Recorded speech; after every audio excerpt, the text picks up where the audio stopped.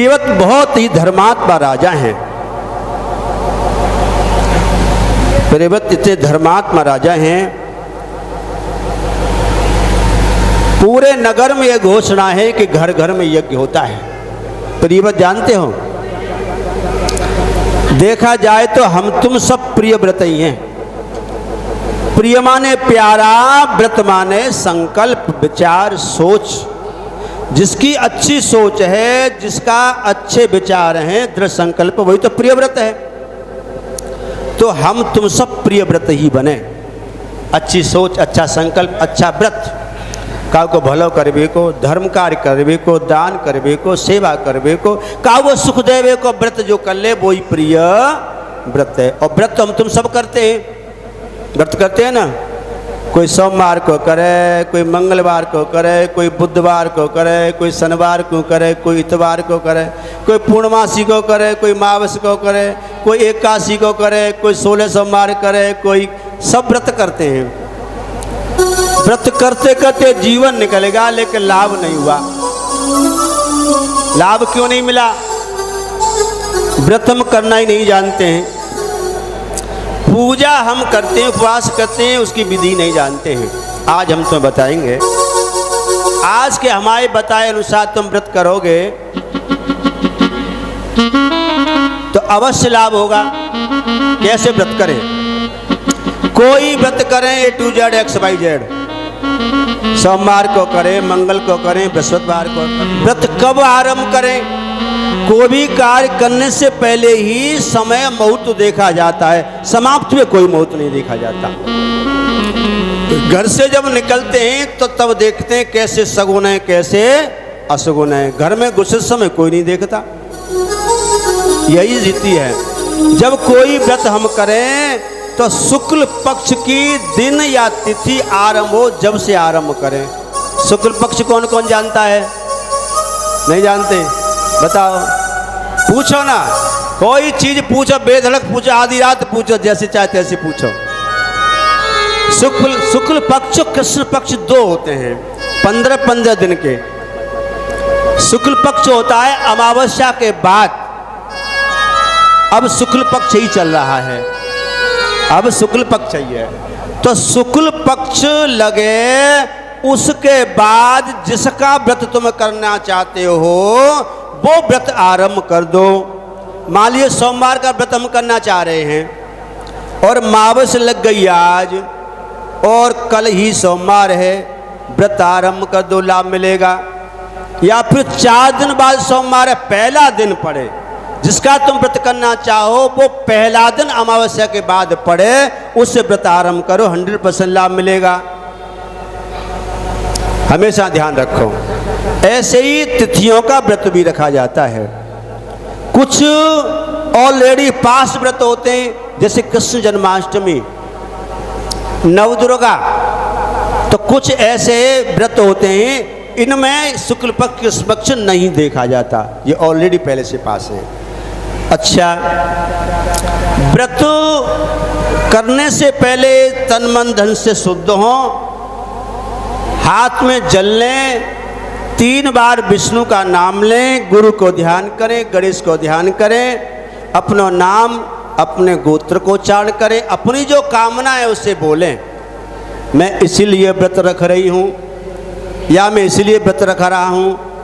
और जिस देव का व्रत रखें उसे प्रार्थना करें कि मेरा संकल्प पूरा करें, और मैं विधि विधान से आपका व्रत पूरा करूँगी, ये संकल्प लेती हूँ या लेता हूँ।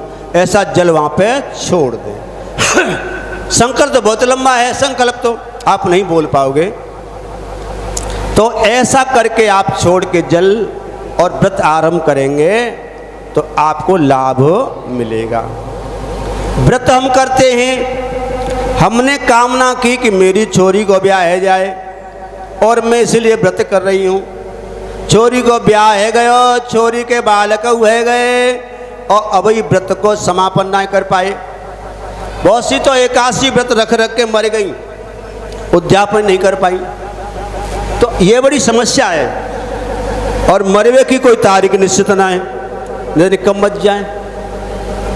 तो इसीलिए कोई व्रत आरंभ करो, जब तुम्हारी जो भी कामना है और वो कामना चाहे एक व्रत में, चाहे 2 व्रत में, चाहे 3 व्रत में, चाहे 10 व्रत में पूरी हो जाए। पूरी होने के बाद उसका पूजन करा दीजिए, पूर्ण समापन करा दीजिए उसका, जैसा बने समय के अनुसार करा दो। कछु तो बड़े के चक्कर में छोटो नहीं कर पा मत। 81 व्रत रह रही हूँ, 3 साल है गई, 5 साल है जा रही हैं, 10 साल है गई, बूढ़ी है गई, सोच रही हूँ भागवत कथा कराए के अनुष्ठान करूँ, भागवत कथा हो न तेरे व्रत पूर्ण हो।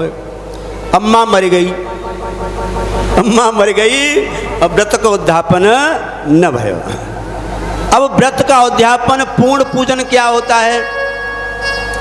जैसे किसी देवता को बार बार निमंत्रण दे रहे हैं, बार बार आमंत्रण दे रहे हैं, लेकिन उसको जिमाए नहीं पाए। हमें तुम रोज नौते दे, गुरुजी कल तुम्हारा भोजन है, नौ तो है, कल हम गुरुजी तैयार रह रहे हैं, नहा धो के आज तो नौ तो भाई, गुरुजी आज कुछ गड़बड़ी है गई है, कल आज ना आए, कल तुम्हारा नौ तो करेंगे। टालते जा रहे हैं, टालते जा रहे हैं, तो फिर वो गलत है। जिस देव से तुम्हें कृपा प्राप्त होनी है वहां से फिर कृपा प्राप्त नहीं होगी। नौ तो बामन तो बैरी है, बामन नौ तो दौर भोजन न करायो तो फिर बैरी है, वो देवता ना फिर बैरी है, समझ लो। ऐसे ही देवतन का हाल है। तो जो कामना पूर्ण है जाए तो फिर उसका उद्यापन पूर्ण समापन कर देना चाहिए, फिर आरंभ कर लो करना चाहो तो। ये सकाम व्रत होता है, सकाम पूजा होती है। एक निष्काम होती है, मैं तो अपने शिव का प्रसन्न करने के लिए व्रत करता हूँ, पूजन अनुष्ठान करता हूँ, मुझे कुछ नहीं चाहिए, आपकी कृपा है। तो उसका भी 1 वर्ष में 12वें महीने में जा कर के उसका भी समापन उद्यापन आदि कर देना चाहिए, फिर आरंभ कर लो। तो एक सकाम होता है, एक निष्काम होता है। पूजा हम करते हैं, व्रत हम करते हैं, पूजा का फल जब मिलेगा। हम नवदुर्गाओं की व्रत पूजन करते हैं, भगवती शेरों वाली की हमने मूर्ति सजा ली। आज का तो पिछला नहीं कुछ और चले गया है, 9 देवी आई गई, गणेश जी धरे जा रहे हैं घर घर, देवी पधार नहीं मोहल्ला में ले आए, ढोल बजा के ले आए, बड़ी अच्छे ढंग से ले आए, देवी सजा के ले आए, गाय बजा के ले आए और दही ला के 9 दिन पूजा अर्चना करी, खूब कीर्तन करो, खूब भंडारो खायो खवायो, और 10वें दिन उठाए कि दे हमारी देवी जमुना में। और कोई तो टाँव पर के फेंक रहा है, कोई बात को हाथ तोड़ दो, इतनी बुरी दशा, बा कुछ जवाब नहीं है। इतना गलत प्रचलन चलेगा। गणेश जी हम पूजे 9 दिन, 10वें दिन ले जाके धड़ाम सीना ऊपर से फेंके, पुल पे उठा के फेंकते हैं, और ये गलत है। जब हम लोग पूजा करते हैं तो देवताओं का आह्वान करते हैं, अच्छी बात है, पूजा करो, देवता का आह्वान करते हैं, आह्वान के बाद पूजन समापन करते हैं, और पूजन समापन करने के बाद देवताओं को विदा करते हैं। गच्छ गच्छ सुरश्रेष्ठ सोदागमन पुनरागमनाय चा। अब आप जाइए अपने स्थान के लिए, जब कोई पूजा का विदा रखेंगे तो पुनरागमनाय चा, फिर आप आए, बुलाएंगे आपको। लेकिन मेरे घर में गौरी गणेश सदा विराजमान रहे, गौरी गणेश को गुरु को कभी विदा नहीं करते, जीवन चला जाएगा। गौरी भगवती आदि शक्ति है, भवानी है, माँ है, और गणेश मंगलदाता हैं। ये तो सदा सदा घर में रहने चाहिए। और हम भाई गौरी फेंक बे जा रहे हैं, 10वें दिन गणेश फेंक बे जा रहे हैं। कुछ धूर्त लोगों ने हमारे सनातन धर्म को गिराने के लिए, घटाने के लिए चल्ला चलाए दी, ये गलत है। इसीलिए घर में पूजन करो। अब कौन मानता है इस बात को? हाँ, विसर्जन भी करो तो बड़े आराम से सादगी से करो। तो जब भी पूजा हम व्रत करें, अनुष्ठान करें, तो हमने शेरों वाली की प्रतिमा पूजा में रख ली, सब रखते हैं,